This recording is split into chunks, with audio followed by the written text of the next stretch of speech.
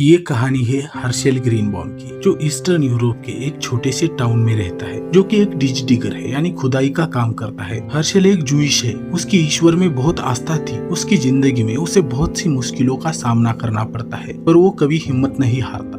फिर उसकी जिंदगी में सारा आती है। वो दोनों एक दूसरे को पसंद करने लगते हैं और साथ में मिलकर बहुत से सपने देखते हैं। सारा की इच्छा होती है कि उसे मरने के बाद उसकी ग्रेव एक बहुत ही अच्छी जगह पर बने, पर उसके पास इतने पैसे नहीं होते कि वो जमीन खरीद सके। अब हर्शेल सारा से कहता है कि हम दोनों के सारे सपने पूरे हो सकते हैं। सारा पूछती है कैसे। हर्शेल कहता है टुगेदर, यानी साथ में।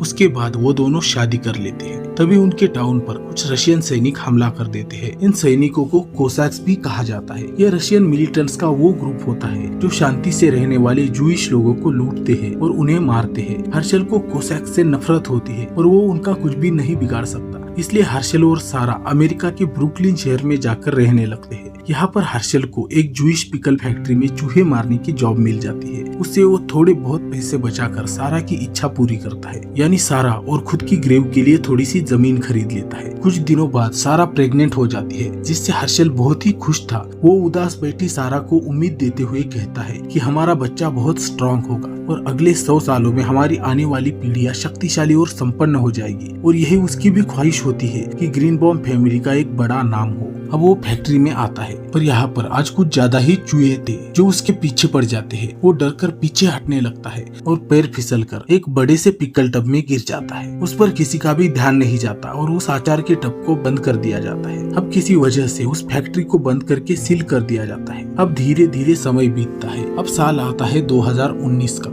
अब हम उसी बंद फैक्ट्री के बाहर दो लड़कों को देखते हैं जो ड्रोन उड़ा रहे थे। उनका ड्रोन गलती से उस फैक्ट्री में घुस जाता है और क्रैश हो जाता है। वो दोनों भी ड्रोन को ढूंढते हुए उस फैक्ट्री में चले जाते हैं और वहाँ के बड़े बड़े टब्स को देखकर हैरान हो जाते हैं। वो लड़के उन्हीं में से एक टब का ढक्कन हटा देते हैं, जिसमें से हर्शेल निकलता है, वो भी जिंदा। ये देखकर दोनों डरकर भाग जाते हैं। ये वही टब था जिसमें 1919 में हर्शेल गिरा था। अगले सीन में हम कुछ डॉक्टर्स को देखते हैं जो मीडिया को एक्सप्लेन कर रहे होते हैं कि कैसे आचार के लिए बने हुए ब्रायन से हर्शेल 100 सालों तक जिंदा रहा। अब डॉक्टर